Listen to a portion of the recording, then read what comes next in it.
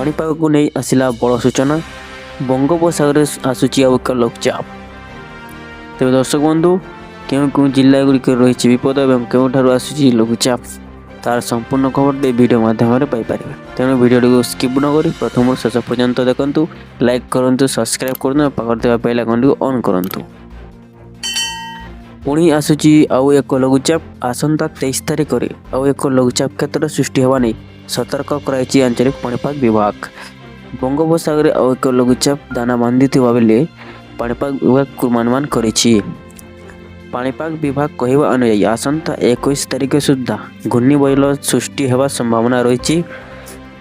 ଏହା କ୍ରମେ ଘନୀଭୂତ ହୋଇ 23 ତାରିଖରେ ଲଘୁଚାପ ରୂପ ନେବ।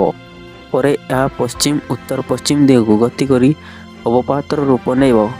ତେବେ ଲଘୁଚାପର ପ୍ରଭାବ କିଭଳି ରହିବ ତାହା ଏଯାଏଁ ସୁସ୍ପଷ୍ଟ ହୋଇନାହିଁ ବୋଲି ପାଣିପାଗ ବିଭାଗ ପକ୍ଷରୁ ସୂଚନା ମିଳିଛି। ସେପଟେ କ୍ଷେତ୍ରରେ ଧାନ ଆସୁଥିବା ବେଳେ ଚାଷୀ ଭାଇଙ୍କ ଚିନ୍ତା ବଢ଼ାଇଲାଣି ଆଉ ଲଘୁଚାପ। ଧାନ ଅମଳ ସମୟ ହୋଇଥିବା ବେଳେ ଏବେ ପୁଣି ରାଜ୍ୟରେ ବର୍ଷା ଚାଷ ପ୍ରତି ବିପଦ ଆଣିପାରେ ବୋଲି ଆଞ୍ଚଳିକ ପାଣିପାଗ କେନ୍ଦ୍ର ପୂର୍ବାନୁମାନ କରିଛି। ତେବେ ଦର୍ଶକ ବନ୍ଧୁ, ଏମିତି ଲାଟେଷ୍ଟ ଖବର ପାଇଁ ଆମ ଚ୍ୟାନେଲ ସହିତ ଜଡ଼ିତ ରୁହନ୍ତୁ ଏବଂ ଭିଡ଼ିଓଟିକୁ ଲାଇକ୍ କରନ୍ତୁ, ସବସ୍କ୍ରାଇବ୍